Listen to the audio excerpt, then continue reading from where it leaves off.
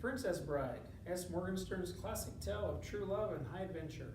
The Good Parts version, abridged by William Goldman. Part 6, Section 3, The Festivities. That night they began to torture Wesley. Count Rugen did the actual pain-inducing. The prince simply sat by, asking questions out loud, inwardly admiring the count's skill. The count really cared about pain. The whys behind the screams interested him fully as much as the anguish itself, whereas the prince spent his life in physically following the hunt.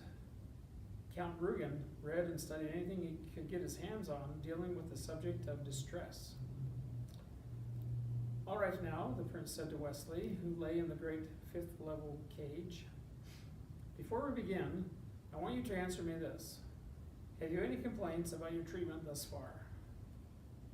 None whatever, Wesley replied, and in truth he had none.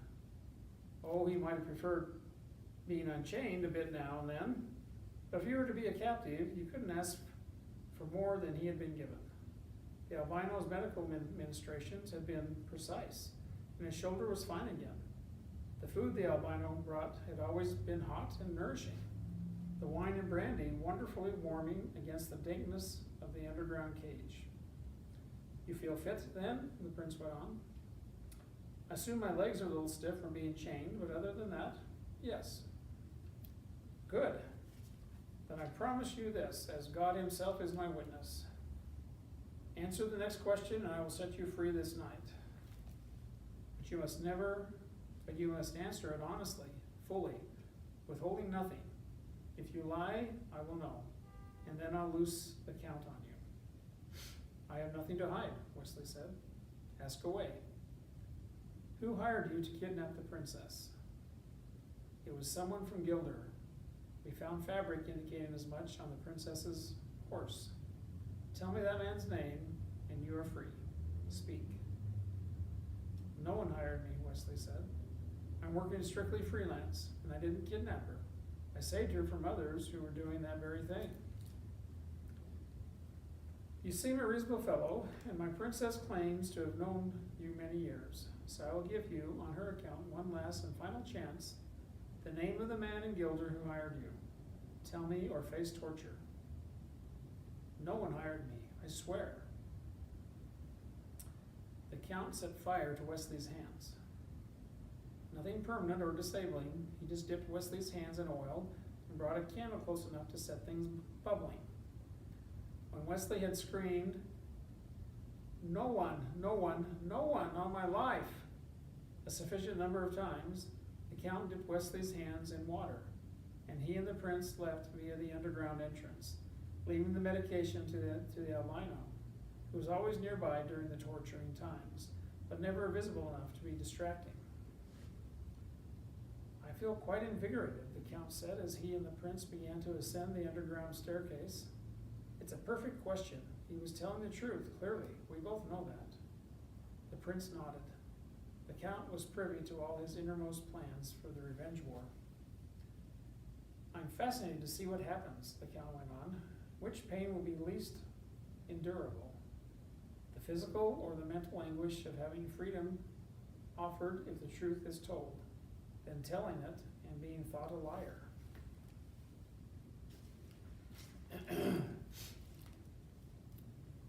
I think the physical, said the prince. I think you're wrong, said the count. Actually, they were both wrong. Wesley suffered not at all throughout. His screaming was totally a performance to please them. He had been practicing his defenses for a month now, and he was more than ready.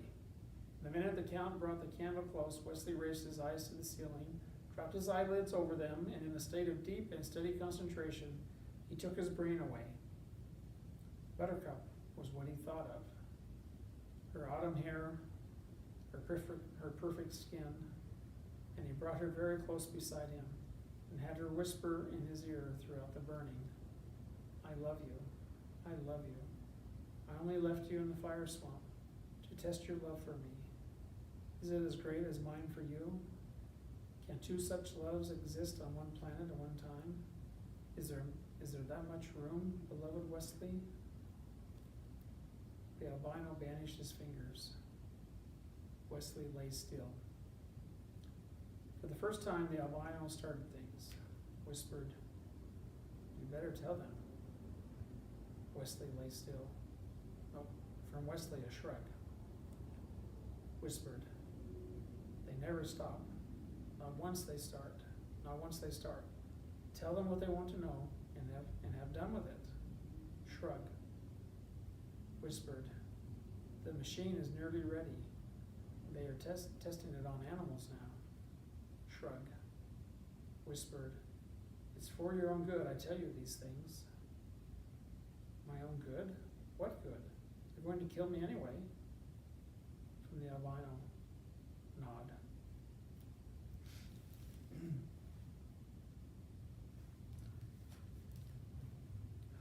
The prince found Buttercup waiting unhappily outside his chamber doors. "It's my letter," she began. "I cannot make it right." Come in, the prince said gently. "Maybe we can help you." She sat down in the same chair as before. "All right, I'll close my eyes and listen. Read to me." "Wesley, my passion, my sweet, my only, my own. Come back, come back. I shall kill myself otherwise. Yours in torment, Buttercup." She looked at Humperdinck. "Well, do you think I'm throwing myself at him?" "It does seem a bit forward," the prince admitted. "It doesn't leave him a great deal of room to maneuver. Will you help me to improve it, please?" "I'll do what I can, sweet lady. But first it might help if I knew just a little bit about him. Is he really so wonderful, this Wesley of yours?" "Not so much wonderful as perfect," she replied. "Kind of flawless, more or less magnificent, without blemish, rather on the ideal side." She looked at the prince. "Am I being helpful?" "I think emotions are clouding your objectivity just a bit. Do you actually think that there is nothing that fellow can't do?" Buttercup thought for a while. "It's not so much that there's nothing he can't do, it's more that he can do it all better than anybody else can do it." The prince chuckled and smiled.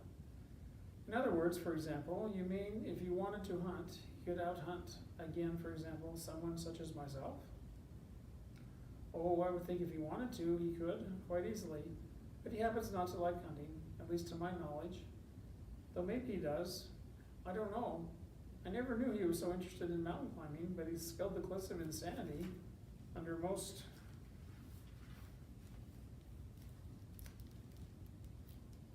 adverse conditions, and everyone agrees that that is not the easiest thing in the world to accomplish."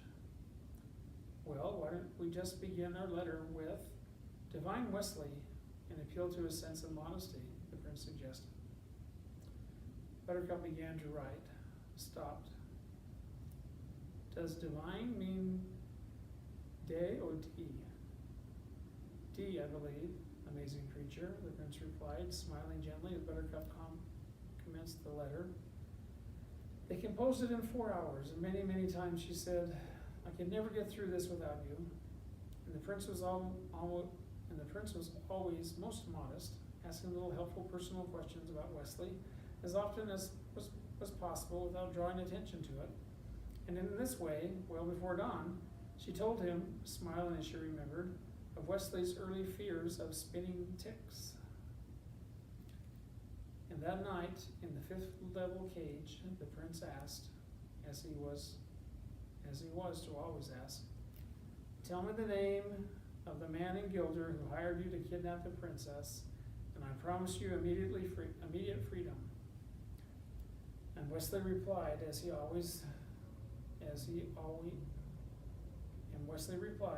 was always to reply, "No one, no one. I was alone."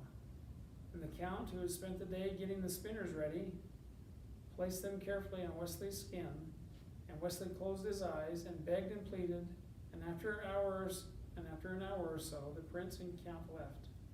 The albino remained behind with the chore of burning the spinners and then pulling them free from Wesley, lest they accidentally poison him. and on the way up the underground stairs to ground level, the prince said, just for conversation's sake, "Much better, don't you think?" The count, oddly, said nothing, which was vaguely irritating to Humperdinck, because to tell the absolute truth, torture was never all that high on his scale of passions, and he would just as soon have disposed of Wesley right then. It was Buttercup, if only Buttercup would admit that he, Humperdinck, was the better man. But she would not. She simply would not. All she ever talked about was Wesley. All she ever asked about was news of Wesley. Days went by, weeks went by, party after party went by, and all Florin was moved by the spectacle of their great hunting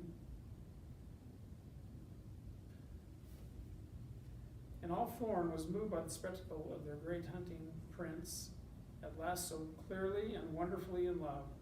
But when they were alone, all she ever said was, "I wonder where Wesley could be. What could be taking him so long? How can I live until he comes?" Maddening. So each night the Count's discomforts, which made Wesley writhe and twist, were really sort of all right. The prince would manage an hour or so of spectating before he and the Count would leave, the Count still oddly silent.